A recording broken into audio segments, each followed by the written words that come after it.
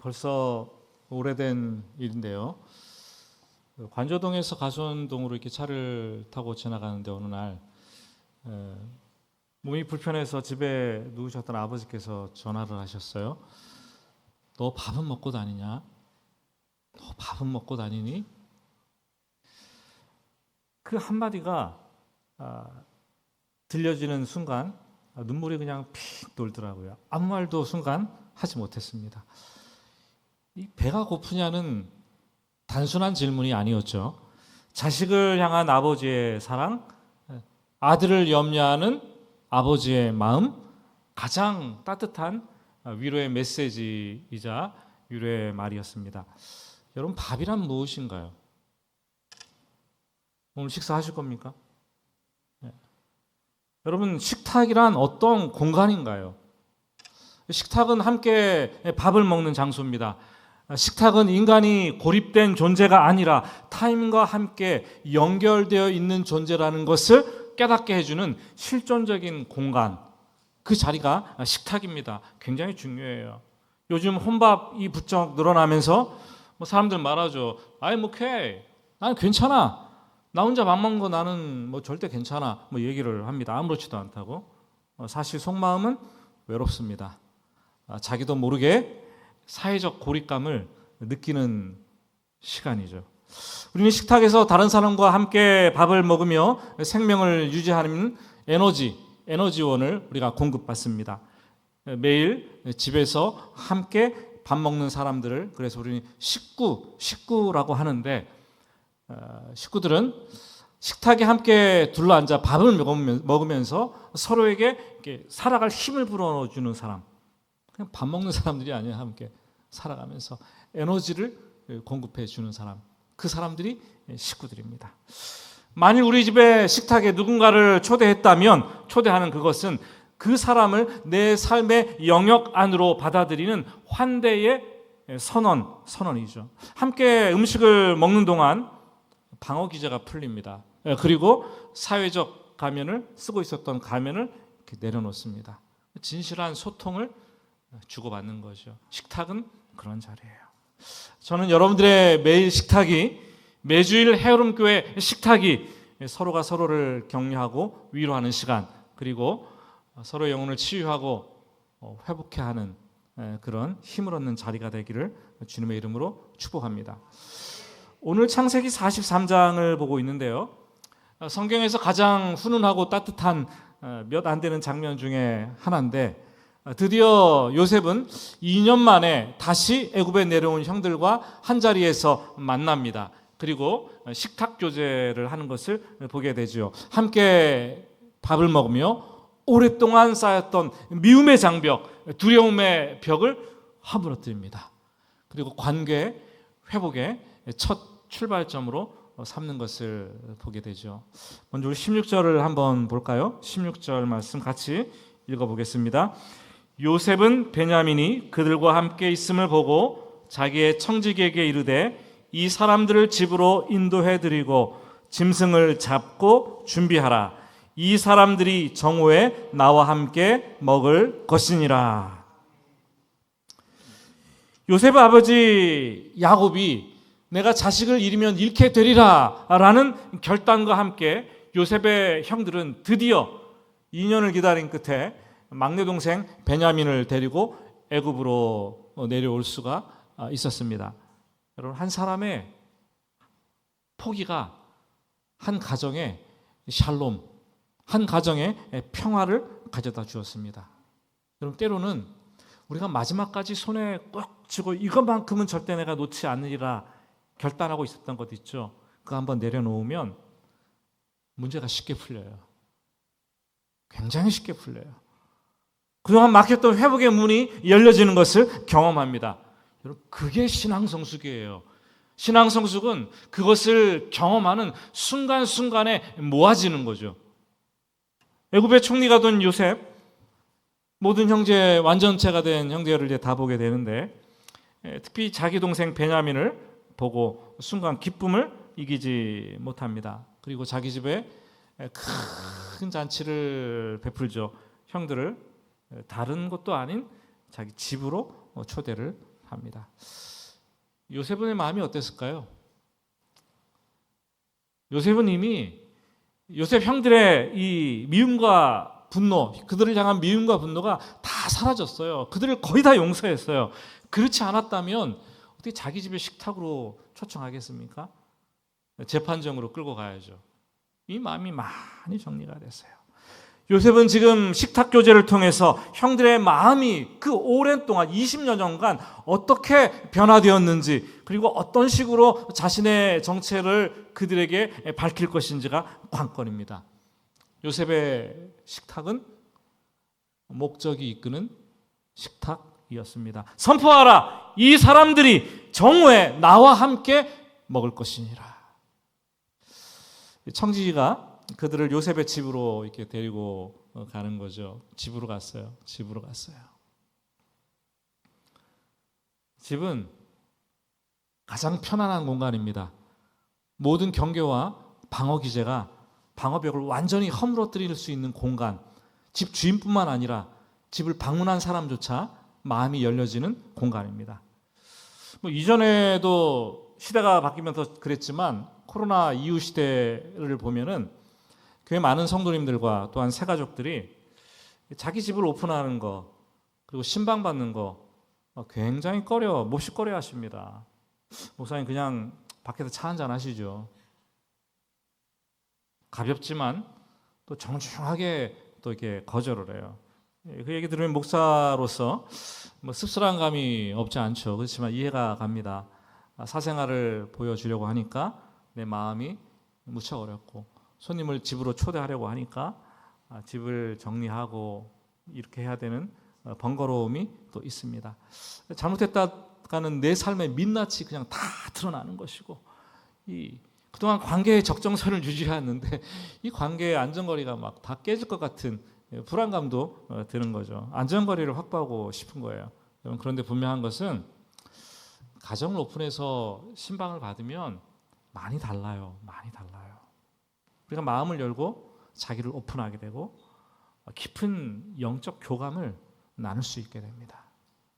여러분 신방 받으시기 바랍니다. 부탁하시기 바랍니다. 안 하면 내년엔 대신방을 하려고 그래요.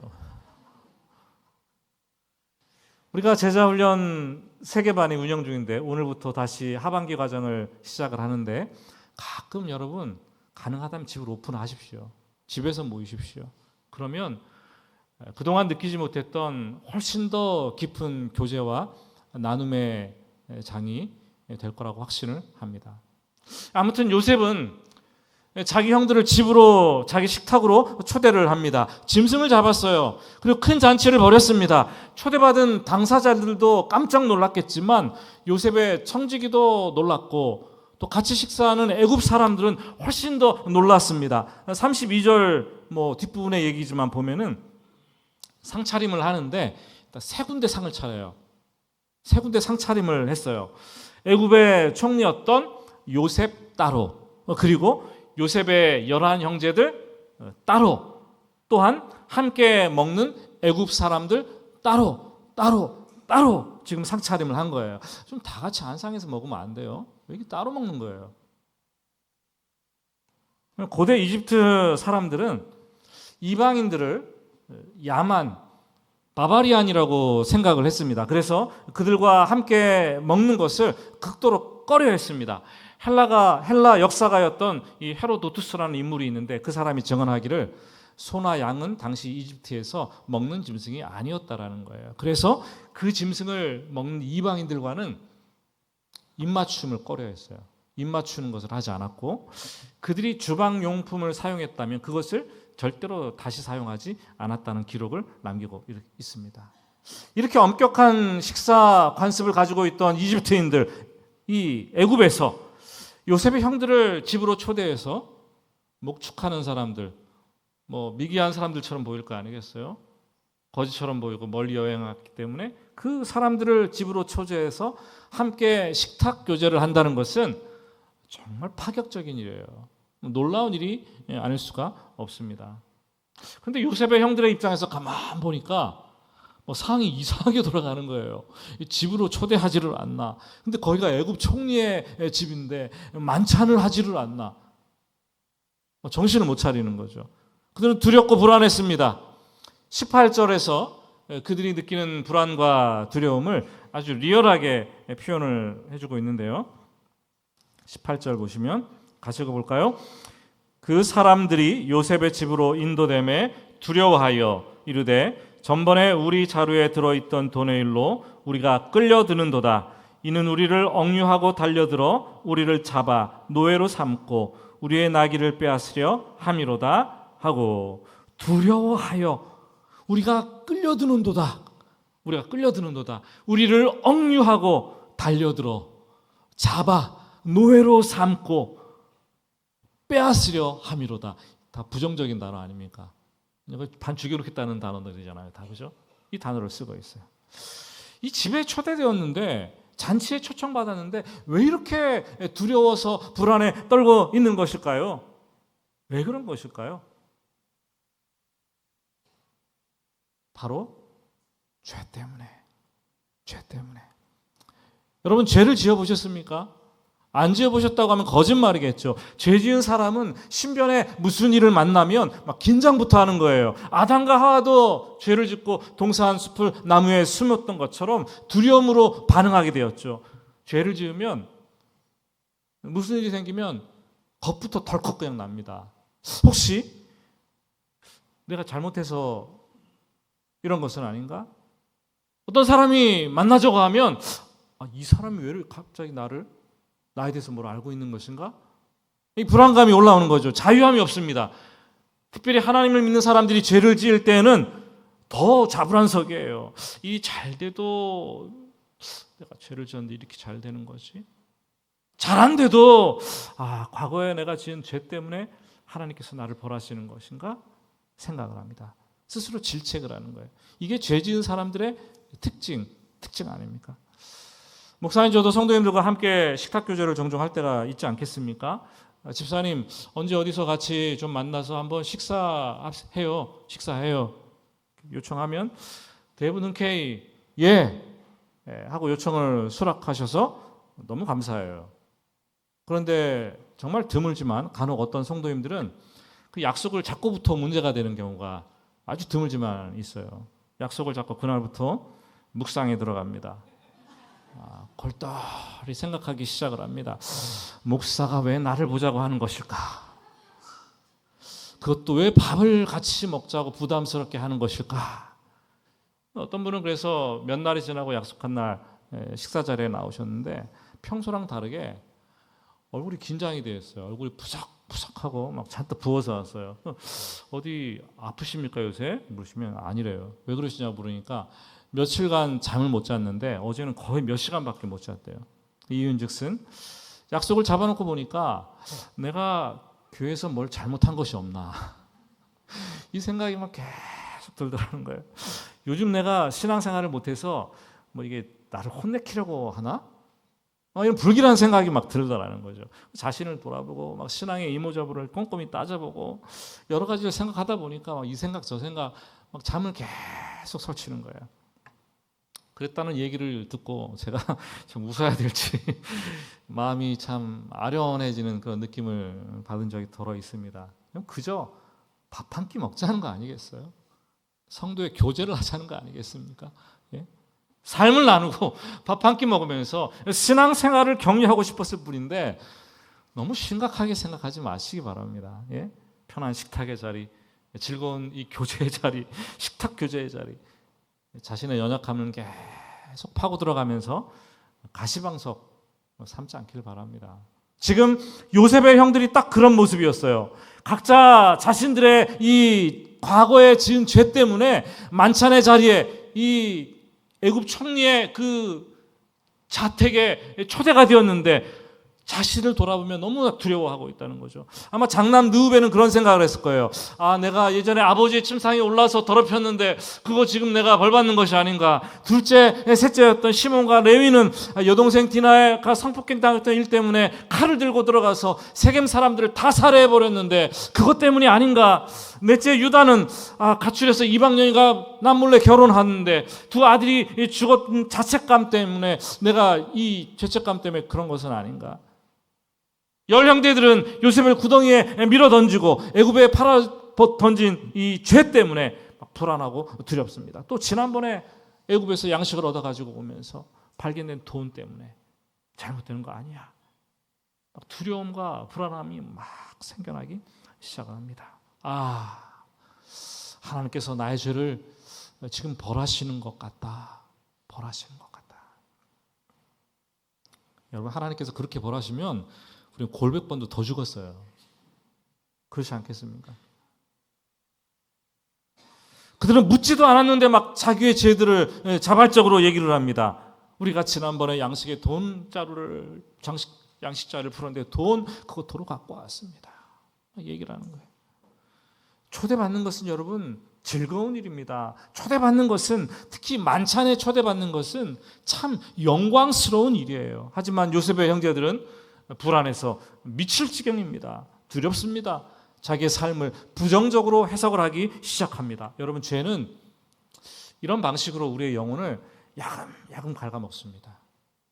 그래서 감당하지 못할 정말 밑바닥까지, 영혼의 상태까지 이렇게 만드는 거죠. 그때그때 회개해야 돼요. 그래서 죄를 지으면. 청지기가 두려웠던 요셉의 형들을 보고 대신 요셉 대신 말을 합니다. 23절이죠. 너희는 안심하라. 두려워하지 말라. 너희 하나님, 너희 아버지의 하나님이. 청지기도 요셉의 영향을 받은 것 같아요. 하나님의 이름을 얘기하잖아요. 하나님이 재물을 너희 자루에 너희에게 주신 것이니라. 너희 돈은 내가 이미 받았느니라 하고 시몬을 그들에게 이끌어내고 2년 동안 볼모로 잡혔던 시몬까지 끌어내주는 거예요. 여러분, 복음입니다. 기쁜 소식이에요. 얼마나 자유가 선포됩니까? 너희는 더 이상 죄가 없다. 너희가 치러야 될 죄의 대가는 내가 이미 다 갚았다. 너희는 자유다. 자유하라. 말씀하시는 거예요. 여러분, 초청하실 때, 하나님께서 우리에게 초청하실 때가 있어요. 하나님께서 우리에게 식탁을 펴고 내게로 오라. 너희는 나와 함께 먹고 마시자. 초청하실 때가 있어요. 그런데 그때 우리는 과거에 지은 죄 때문에 막 발목이 잡힐 때가 있습니다. 발목이 잡혀서는 안 돼요. 또 과거 지사를 떠올리면서 어두운 동굴로 우리가 자꾸 들어갈 수도 있어요. 그래서는 안 된다라는 거죠. 하나님은 예수 그리스도의 십자가의 보혈로 우리의 모든 죄를 아주 말갛게 씻어 주셨습니다. 보혈의 능력입니다. 그것이 보혈의 능력이에요. 그래서 우리는 찬양을 하죠. 주의 보혈 능력이 또다. 주의 피 믿으오. 같이 주의 보혈 그 어린 양의 매우 귀중한 피로다. 여러분, 놀라지 마시기 바랍니다. 주님의 십자가에서 흘리신 그 보혈은 내가 과거에 지은 죄, 내가 지금 현재 짓고 있는 그 죄, 그리고 앞으로 내가 짓게 될 모든 죄들까지도 포함해서 예수님께서 십자가에서 그 피로 다 씻어 주셨다라는 거예요. 주님은 우리가 예수를 구주로 믿고 이미 죄의 비참함을 알고 우리의 죄를 회개했다면 우리를 향한 심판이 아니라 은혜의 만찬으로 우리를 초대하고 계시는 분이십니다. 만찬을 열고 초대하시면서 야, 너의 죄책, 무거운 짐 다 내려놔. 그리고 이 자리에 와서 즐겨. 수고하고 무거운 짐진 자들아, 내가 너희를 쉬게 하리라. 다 내게로 오라. 내가 너희를 쉬게 하리라. 초청하십니다. 여러분, 하나님께서 우리를 막 부르실 때가 있어요. 하나님께서 나를 부르시는구나. 나를 초청하시는구나. 그럴 때는 두려움 내려놓읍시다. 불안감 내려놓읍시다. 그리고 너무 많이 생각하지 마세요. 그럼 하나님 앞에 나오지 못해요. 그냥 은혜의 보좌 앞에는 어떻게 나가는 거예요? 담대하게 나가는 거예요. 담대하게. 그러면 자유가 임할 줄로 믿으시기를 바랍니다. 저는 말씀을 준비하면서 하나님께서 초대하시는 식탁에 초대를 받아가지고 가장 풍성한 교제와 은혜를 누린 사람이 누구일까 한번 생각해 봤어요. 그랬더니 다윗이더라고요. 뭘 보고 그렇게 생각했냐? 시편 23편. 얼마나 멋지십니까? 여러분 너 다 알지 않습니까? 여호와는 나의 목자시니 내게 부족함이 없으리로다. 그가 나를 푸른 초장에 누이시며 쉴 만한 물가로 인도하시는도다. 이거 다 암송하시잖아요? 다 암송하시죠? 그런데 이어지는 19를 이렇게 보면은 사망의 음침한 골짜기로 다닐지라도 하나님께서 푸른 풀밭 쉴만한 물가로만 인도하시는 것이 아니라 사망의 음침한 골짜기로 우리를 끌어들이시고 인도하실 때가 있다라는 거예요. 내가 사망의 음침한 골짜기로 다닐지라도. 그때는 꼭 죽을 것만 같죠. 그때는 내 인생 다 끝난 것만 같이 느껴지죠. 그런데 다행인 것은 그 골짜기는 꽉 막힌 동굴이 아니라 뒤가 뚫린 터널이에요. 길고 짧고 시간의 차이일 뿐이지, 어둡고 덜 어둡고 명암의 차이일 뿐이지, 시간이 지나면 반드시 통과해요. 근데 중요한 것은 하나님께서 이 사망의 음침한 골짜기를 우리가 통과해서 빠져나오자마자 우리에게 하시는 일이 있어요. 뭘 하십니까? 상을 차려주시는 거예요. 잘 모르시죠, 이거는. 1절과 2절만 두더라고 외우지. 23편 5절 말씀 우리 다 같이 한번 읽어보겠습니다. 같이 읽어보겠습니다. 주께서 내 원수의 목전에서 내게 상을 차려주시고 기름을 내 머리에 부으셨으니 내 잔이 넘치나이다. 사망의 음침한 골짜기를 막 죽을 고생하고 기진맥진해서 이제 막 빠져나왔는데 얼마나 큰 감격입니까? 하나님께서 상을 딱 차려주는 거예요. 그 상, 인간이 차려주는 상도 아니고 하나님께서 상을 차려주시는데 어디에서 차려주세요? 원수의 목전에서 보란듯이 하나님께 상을 쫙 차려주십니다.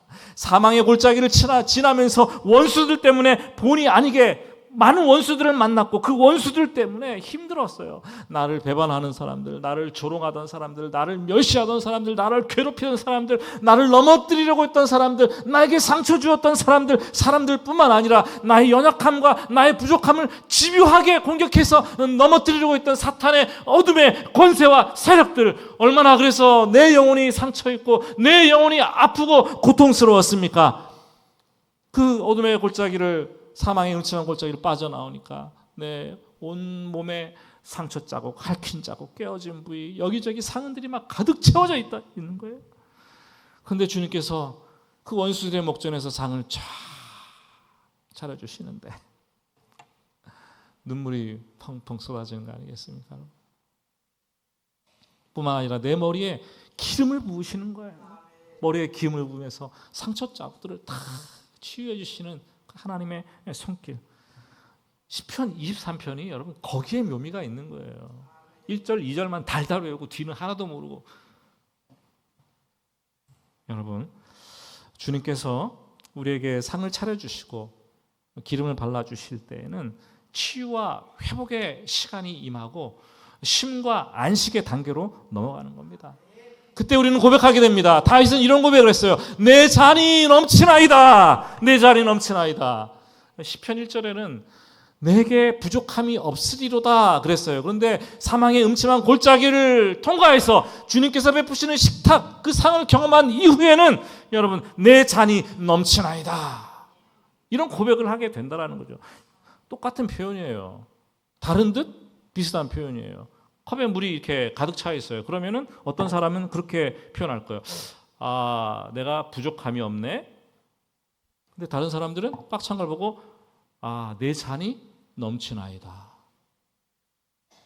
여러분, 하나님만이 나의 빈 잔을 채워주실 것을 확신한 시인의 음성을 우리는 듣고 있습니다. 사망의 음침한 골짜기를 통과하면서 하나님에 대한 인식의 변화가 일어나기 시작하는 거예요. 더 깊게, 더 성숙된 모습으로 인식의 변화가 일어나기 시작하는데 그때 신앙이 성숙되어지고 내 영혼이 솟게 되는 것을 발견하면서 하나님만이 내 영혼의 빈잔을 채우실 분이요 내 영혼을 넘치도록 가득 채워주실 분이라는 것을 비로소 깨닫게 되는 것입니다.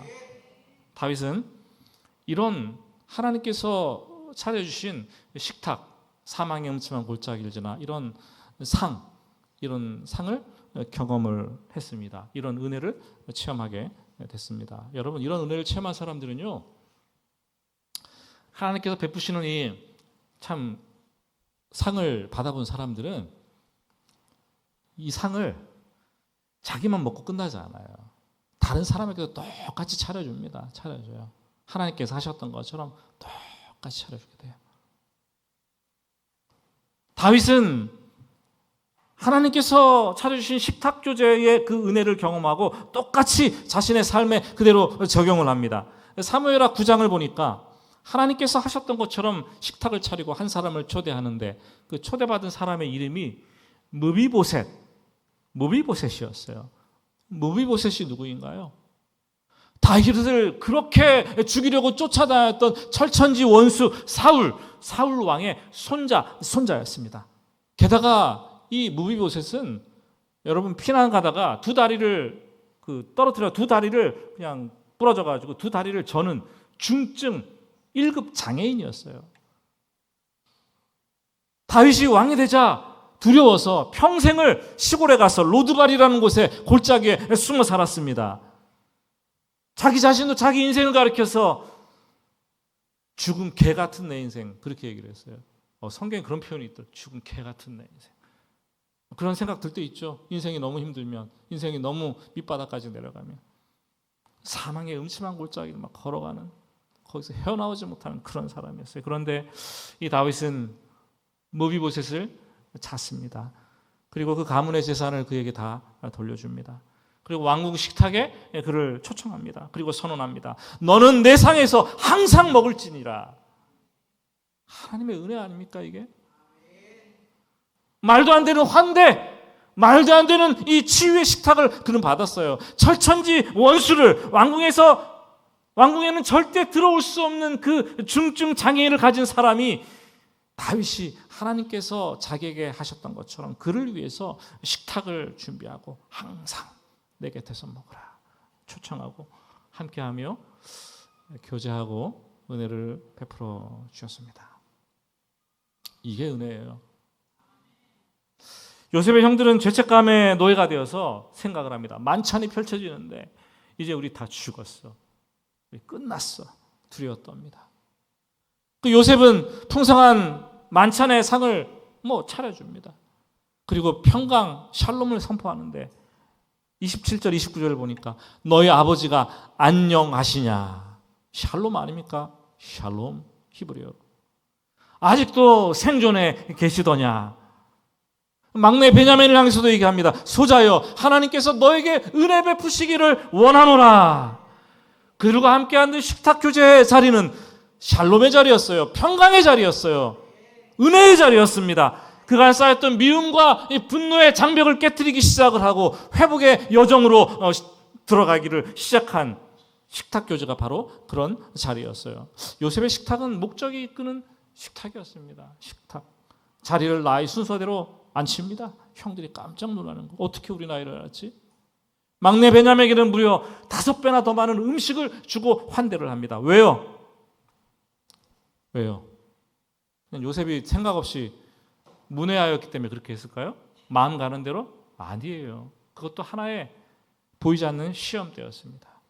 20년 전 요셉의 아버지 야곱이 요셉을 너무나 사랑했기 때문에 형들이 시기하고 질투해서 팔아버리고 그토록 고통을 주었는데 이제 막내 동생 베냐민에게 5배를 더 주면서 그 형들이 시기하나 시기하지 않나 그를 더 많이 환대할 때 형들이 어떻게 반응하나 확인하고 싶었습니다. 다행히 오늘 마지막 34절 말씀은 감동적으로 끝나요. 그들이 마시고 요셉과 함께 즐거워하였더라.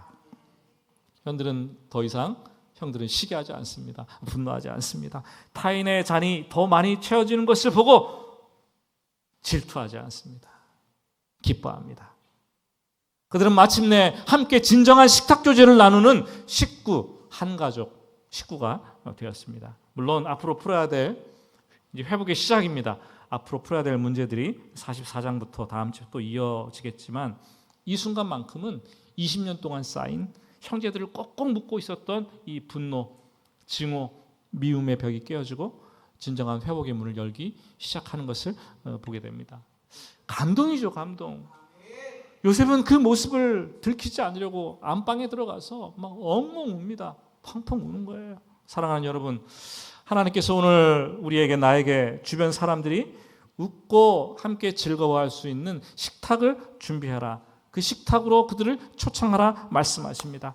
하나님의 식탁에서 풍성한 은혜를 공급받았다면 우리는 세상을 향해서 또 다른 식탁을 제공해야 될 사명이 우리에게 주어진 것입니다. 말씀을 했습니다. 이 성경에 기록된 예수님의 모습을 잠시 생각해 보면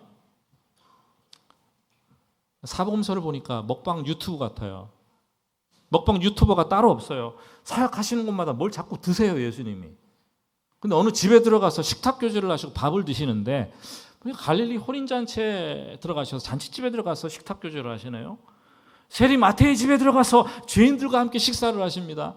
여리고성의 세리장이었던 삭개오의 집에 들어가서 식탁 교제를 하십니다. 또 바리새인이었던 시몬의 집에 들어가서 식사를 하시기도 하시고, 베다니에 내려가서는 마르다와 마리아와 나사로의 삼남매에 자주 방문했던 집에 들어가서 친밀한 교제 식탁을 나누십니다. 심지어 나병 환자의 집 시몬의 집에 들어가서도 식탁을 함께 나누십니다. 그래서 굶주린 군중들을 보았을 때 오병이어의 식탁을 준비하시는 거예요. 놀랍지 않습니까? 제자들과 함께 거릴 때 배고프다면 무화과 나무 열매를 따서 식사를 대신하시고, 길 가다가 밀밭에서 그 이삭을 따서 손으로 비벼서 식사를 하십니다. 무엇보다 예수님께서 잡히시던 날 밤에 제자들과 최후의 만찬을 나누십니다. 거기서 우리가 영원히 기념하고 함께 나누어야 될 식탁 교제, 성만찬을 제정하십니다. 그리고 십자가에서 죽으신 후에, 부활하신 후에 낙심한 제자들을 갈릴리로 찾아오십니다. 그리고 해변가에서 이 가꾼 따뜻한 생선 조반을 이렇게 식사를 차려주십니다. 그들은 예수님이 차려주신 이 따뜻한 밥상 앞에서 무너진 자신들의 사명을 다시 회복하고 일어날 수가 있었습니다. 여러분, 식탁 교제는 단순히 밥을 먹는 게 아닙니다. 예? 예배 끝나고 식사하고 돌아가셔야 되는데 그냥 가시는 분들 너무 중요한 걸 놓치는 거예요. 어느 자리에 앉을까? 목적이 있기는 식탁 교제를 하시기 바랍니다. 식탁 교제는 단순히 허기지배를 채우는 그 순간이 아닙니다. 서로 한 가족임을 확인하는 것입니다. 회복이 시작되는 자리입니다. 어떤 분은 일부러 식탁 들고서 누구 없나 보고 새 가족 자리에 가서 앉고, 혼자 드시는 분 자리에 가서 앉고 그러시더라고요.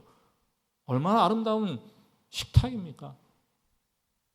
여러분, 이번 한 주간 하나님께서 우리에게 하셨던 것처럼, 이 땅에 오신 예수님께서 우리에게 하셨던 것처럼, 다윗이 했던 것처럼, 요셉이 했던 것처럼 마음껏 정성껏 화해와 용서와 은혜의 식탁을 준비해 보시고, 이번 한 주간 차려내시고 아버지의 마음을 또 기쁘게 하고 시원케 하는 여러분들 되시기를 주님의 이름으로 축복합니다. 우리 같이 찬양하고 기도하겠습니다.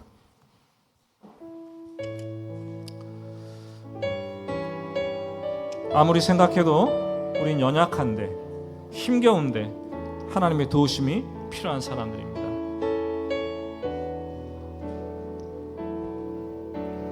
주여, 우린 연약합니다. 우린 오늘을 힘겨워합니다. 주 뜻 이루며 살기에 부족합니다. 우린 연약합니다. 주여, 우린 넘어집니다. 주여, 우린 넘어집니다. 오늘 하루 또 실수합니다. 주의 긍휼을 구하는 죄인입니다. 우리 주만 바라보니 한없는 주님의 은혜, 한없는 주님의 은혜,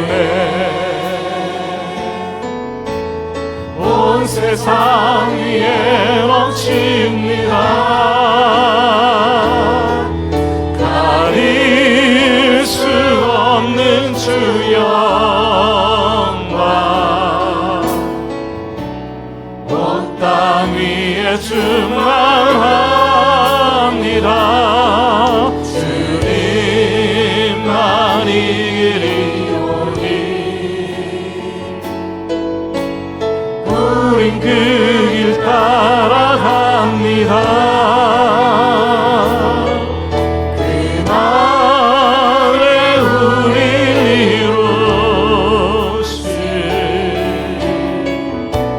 주는 완전한 한없는 은혜, 온 세상 넘칩니다.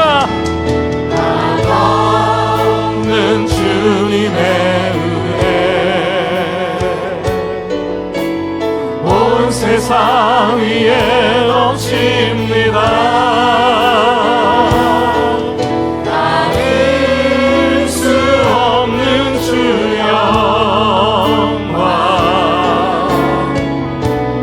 온 땅 위에 충만합니다. 주님만이 길이오니 우린 그 길 따라갑니다. 그날에 우릴 이루실 주는 완전합니다.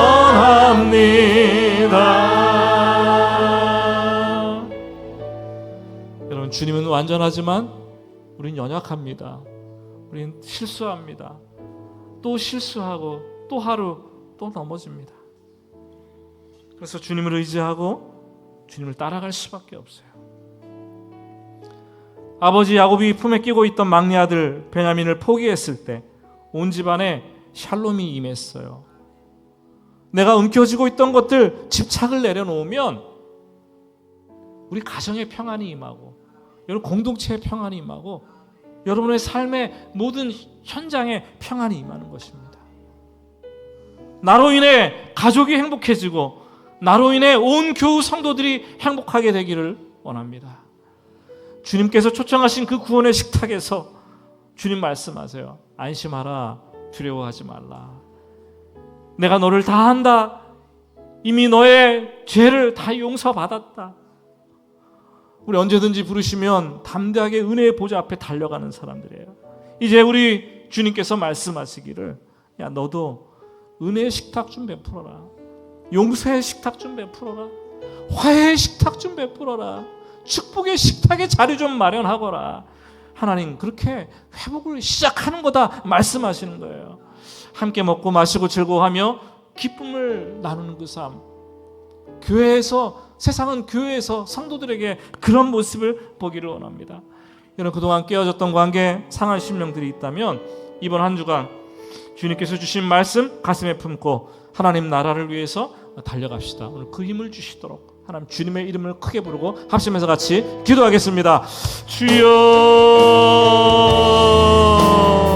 주여, 영원 하나님 간절히 원하고 아버지 지나온 삶을, 우리 삶의 여정을 되돌아보니 포기할 줄 몰라서 움켜쥐는 데 익숙하고 내려놓지 못해서 나로 인해서 얼마나 많은 사람들이, 가족들이, 성도들, 교우들이, 내 주변의 사람들이 마음 아파하고 힘들어했습니까?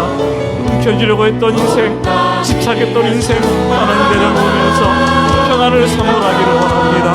우리는 주님께서 초청하신 그 구원의 식탁에서 말로 할 수 없는 풍성한 식탁과 주님의 은혜를 체험했는데, 용서와 화해를 경험했는데, 그 은혜의 식탁에서 우리 영혼이 힘을 얻고 살게 되었는데, 이제 네가 가서 그 식탁을 아버지께 준비하라 말씀하시었습니다. 하나님 누군가에게 우리가 은혜의 식탁을 차리기 원합니다.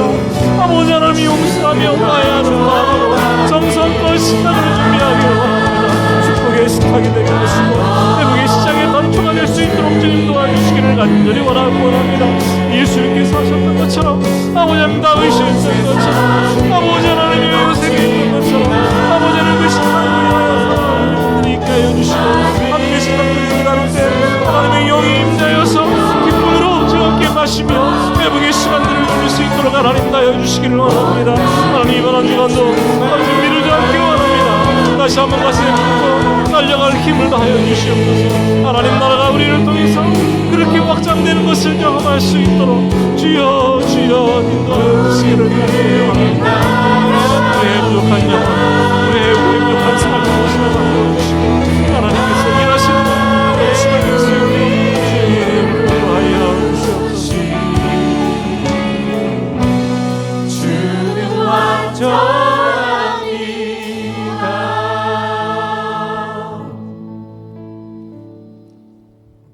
하나님 아버지, 우리 너무나 연약해서 넘어지고 실수하기를 반복합니다.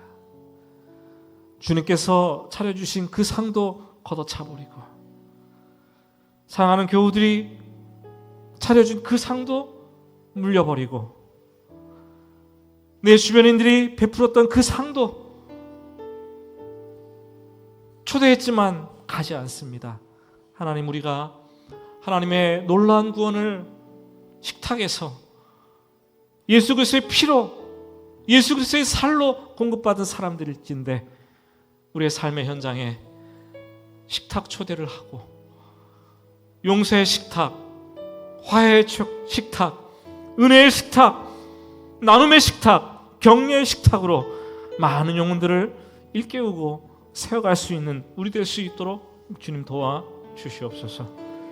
이번 한 주간도 주신 말씀 붙잡고 우리가 살아있는 그 삶의 현장에서 하나님 나라를 확장시켜 나가는 일에 부끄러움이 없도록 주님 도와주시옵소서. 성령의 위로가 특별히 우리 가운데 머무는 한 주가 되기를 원합니다. 예수님의 이름으로 기도드립니다. 아멘.